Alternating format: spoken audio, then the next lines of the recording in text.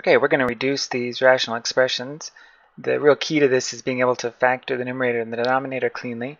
So if you have any trouble factoring trinomials in particular, you may want to go back and find the video that deals with that in specific and review that a little bit before you decide to move on, because being able to factor those easily makes this particular lesson much easier. In example A, we have 4x minus 2. 4x and 2 both have a 2 in common, so we can pull out a 2. It'll give us 2 times 2x minus 1 in the numerator. And then the denominator will have 2x and x, and then minus 1 and positive 1. So the denominator factors as 2x minus 1 times x plus 1. Now we can cancel, because we have multiplication here and here.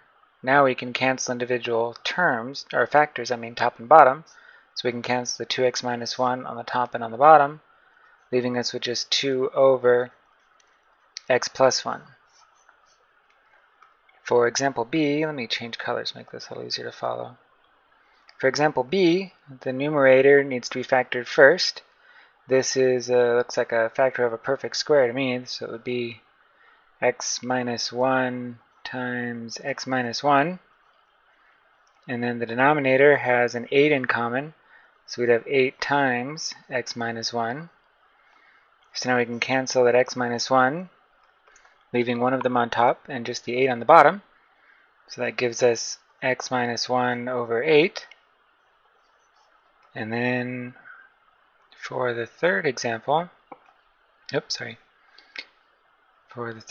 we have x squared minus 4 in the numerator, which would be a difference of squares, so x minus 2 times x plus 2, and that's over, looks like x minus 2 times x minus 3. So now we can cancel our x minus 2's, and we have x plus 2 over x minus 3 left. X minus 3, and that's as simple as that one gets. Example B is just sort of a different way to look at finding the vertical asymptotes of a function. All we're doing here is finding the values that x cannot be, which are really the other term for that is the excluded values. And really that means all we need to do is find what value would make the denominator of the rational expression equal to 0, because we can't divide by 0. So in this first example we have x over x plus 4.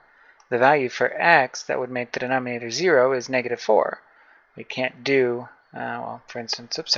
we can't do negative 4 divided by negative 4 plus 4, because that would be negative 4 divided by 0. So since we can't do that, x cannot equal negative 4. So negative 4 is the excluded value. In the second example, we need to factor first. So we'll take our denominator, since that's the only part that really matters to us, and we'll factor it as x plus 2 times x minus 3. And then the two values that x cannot be would be negative 2, since that would make this part equal to 0. So x cannot be negative 2, and x cannot be positive 3.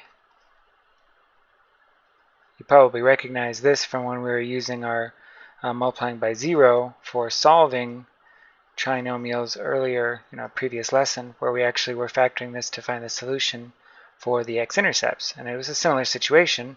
It was the values that x could be that would make each of these terms 0. In that case, those were what we wanted. In this case, it's what we don't want, because we can't actually divide by those values in our rational expression.